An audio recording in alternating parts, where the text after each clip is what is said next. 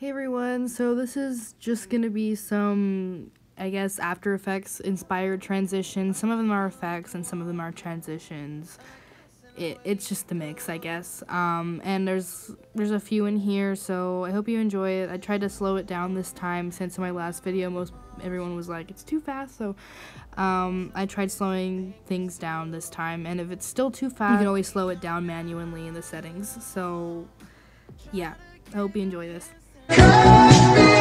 So this one's fairly simple. All you need is, your two clips, and you don't have to split anything. You just need two clips. Go to multi-layer clip, and then get your first clip on layer 1, and then the second layer will be your second clip, obviously. And then you're gonna want to go to the on the second layer. You're gonna want to click reveal. You may have to scroll for it, but as you can see, it literally does everything for you, and you can pick from all of these options, and they all do different things. Like that one's from vertical, and then that one just reveals. So you can do whatever you want. You can experiment and stuff, but you're going to want to go to 0% at the beginning, and then once it hits the mark, it'll show when it hits the mark, which is nice. And usually I do like 1 second before the mark, and you're going to want to mark it at 0, and then go to wherever you want. I just went to here, and then reveal it 100% or partially, doesn't really matter. And you're going to want to click that path, the one I'm clicking on. And I mean, that's really the whole thing. And yeah, that's just basically the reveal, and you can see how it looks with other effects. So from top it looks like that, and from vertical it looks like that. And yeah, it's a nice effect, and it's super easy to use, and I use it quite a bit because it's nice. And you can also do whatever effects you want in the effects thing. So this fade in effect that I'm going to show you in a second, I use in every single one of my edits and every transition. It's really nice. This is just an example transition. So what you're going to want to do is split your clips and get your two clips in there, and then click on multi-layer clip. And then you're going to go to layer 1, and then you're going to choose your clip. And then I do it on the second layer too, the same exact clip, so I can avoid white flashing. And yeah, that's pretty much why. But yeah, you're gonna want to go to the second layer, and then I go to about 7, and then I click the up and down arrows so it can stay in its place, and then I scroll it down and make sure it's not too much, and then you're gonna want to choose that path, the one I just clicked on, and make sure it's still not too much, or else it'll go too fast. And then I zoom in at about 120%, but you can do less or more if you want, and then go to the mark, and then do the same path that I chose on the sliding thing. So just choose that same exact path so they're both aligned. And yeah, that's how it looks. And then yeah, I'm just positioning that, so fix whatever you want to. And then you're going to want to go to the mirror and choose. I usually choose that mirror. I think it's best for the sliding transitions in my opinion, but you can do whichever mirror you want. And then do the tracking blur, and make sure it's not too high, but you can do whichever setting you want. I do it kind of low, but you don't have to. And yeah, that's it. You're just gonna click create, and there's your sliding transition. And then go to multi-layer clip again, and then just do like the same process basically. So I'm doing the 2 layers again, and then edit keyframes.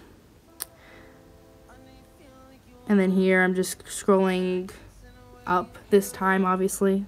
And then make sure it's not too much again so it doesn't go too fast. And then I usually go to about 7 or 8 when I do these. And then you're going to want to scroll up, and then click the path that I just chose right there. And then you're going to want to zoom in again, 120%. Make sure it's the same percentage that you used in the last one. And then zoom it out once it gets to the full picture. And then use the same exact path that I did before. And then, yeah, so that's how it looks. And And so now I'm going to go back, and then I'm going to do the same mirror. Make sure it's the same mirror that you used in the last clip. And then I'm going to add tracking blur to this one too. And also scroll a little down, but still you can do whatever you want for that. And yeah, that's the transition for the second clip. So you're going to want to create that, click yes, and yeah, there it is. So now I'm going to do the fade in effect, which is, like I said, something I use in all of my edits because I just think it makes things look nice, but that's just me.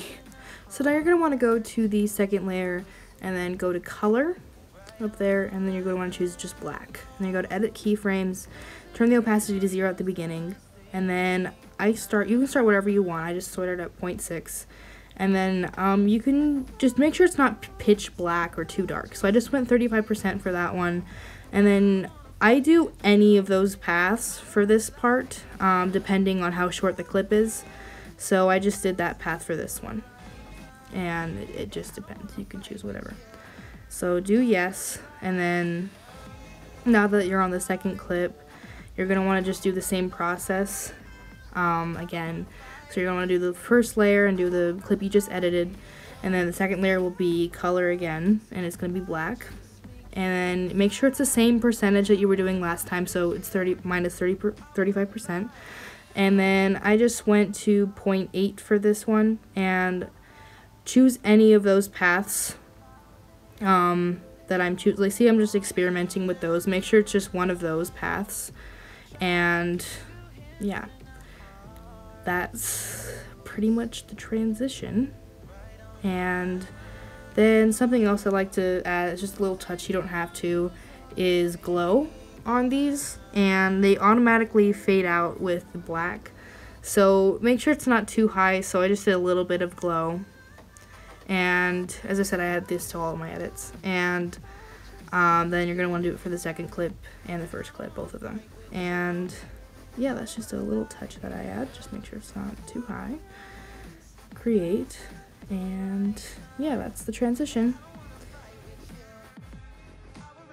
Okay, so I messed up here quite a bit, so just bear with me with this one, please.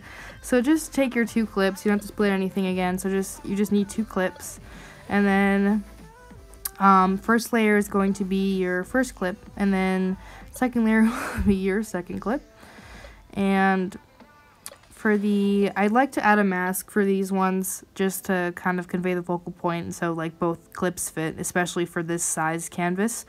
And yeah, so I chose that shape and I just turned it around and kind of made this one. So I'm just framing it.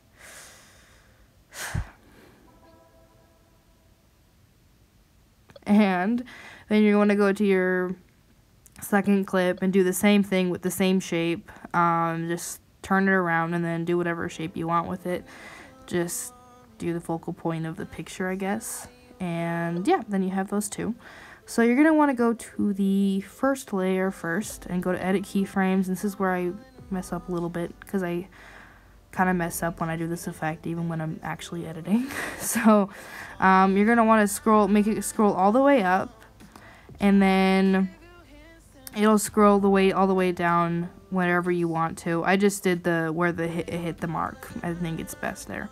And then I'm going to choose that path. And then you're going to want to choose that mirror. Please just choose that mirror. I think it's best for this one. And then you're going to want to scroll all the way up again so that the mirror doesn't show. And that's where I messed up here. So you're going to want to scroll all the way up so the mirror doesn't show. And then see, and just make sure the other part of the mirror just hides, it doesn't show. So that's where I'm just kind of adjusting things here. And yeah, so that just kind of shows a weird multiple picture effect. It looks like a sliding thing in a way. So you're gonna want to do the same thing with the other clip, I guess. So I went to where it hit the mark again, and then I messed up here too. But you're just going to want to put it to the side of where your other clip isn't, and then you're going to want to choose the same mirror and then hide the little part that shows. And then you scroll it all the way up so the mirror doesn't show, and then go to where it hits the mark, or where your other picture hits the mark, I guess. And then I just did it at the bottom because it looks cooler that way, I guess. And then you're going to want to make it slide all the way up. And yeah, to that point, just the middle picture. And do as much as just adjusting as you want to, and then choose that same path that I did. And yeah, so I think that's kind of a cool effect. And you're gonna want to go to effects, and then you can add whatever you want here. You can add tracking blur to make things look smoother. I recommend tracking blur because it can look choppy, especially with shorter edits. And it looks choppy on the multi-layer, but once you click create, it looks really smooth. But I'm just doing tracking blur for this, and here I'm just adjusting some things so it looks nicer. So sorry for how confusing this one was. I hope you understood that whole thing. It's a mess, but yes, I was a little bit confused making this. So yeah, it looks choppy there, but once you click create, it looks super smooth. And so you're going to want to click create, yes, and there's your transition. So I actually really like this little effect. So you're going to want to get your 2 clips again, and you don't need to split anything. And this one's, I think, kind of simple. So, yeah, there's my 2 clips. And then you're going to want to go to multi-layer clip, and then go to layer 1 and do the first clip. And then for the second clip, you're going to want to do the second layer, you're going to want to do the second clip.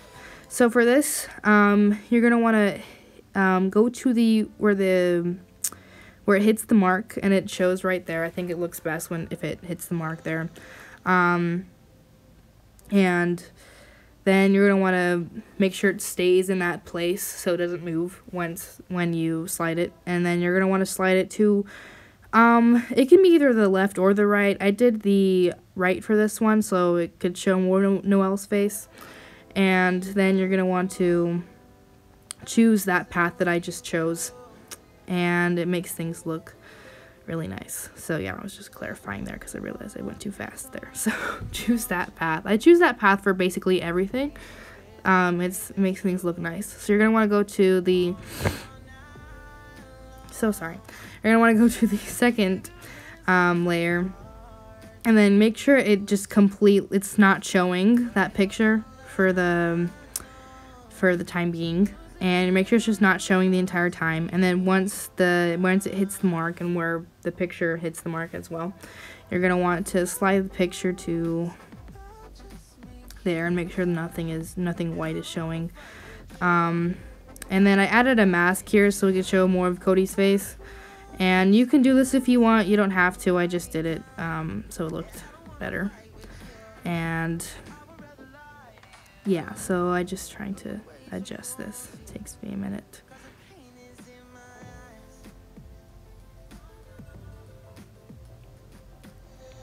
Oh, and then make sure you choose that same path again. That makes things look smooth, and so it doesn't do anything. And then see the little bit of white it was showing, so I had to do some adjustments.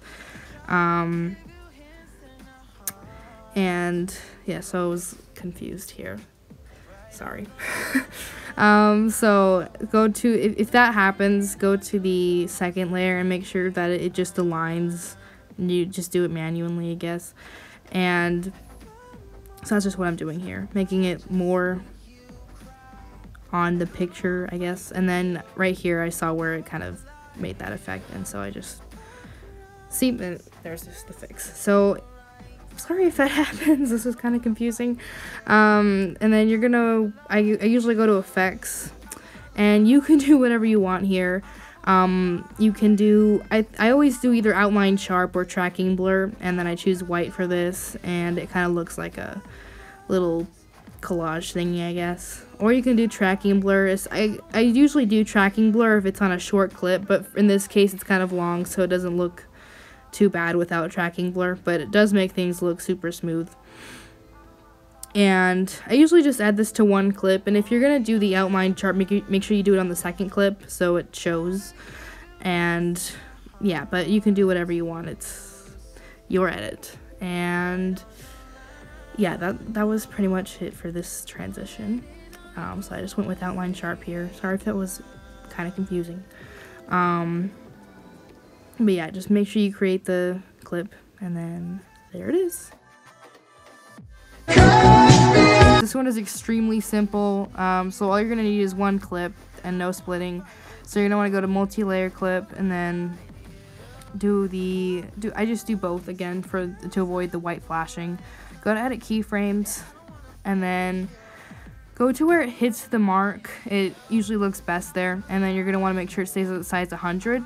And then go to wherever you want after that, and then you can do whatever zoom in you want. I did 120% for this, but I actually did 130. But make sure you choose that path. It makes things look a lot nicer.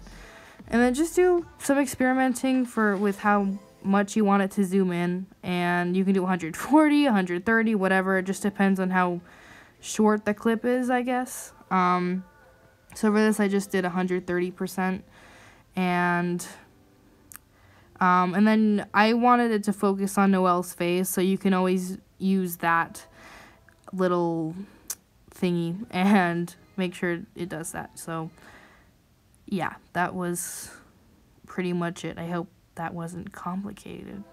And then I usually add a little tiny bit of tracking blur to make things look smoother, especially in shorter clips. And yeah, that's just the dramatic zoom in that I always use because it looks cute. And yeah, so I hope you enjoyed that, and I hope you maybe use some of these transitions if you like them, and I hope you like the transitions. So yeah, thanks for watching. Bye.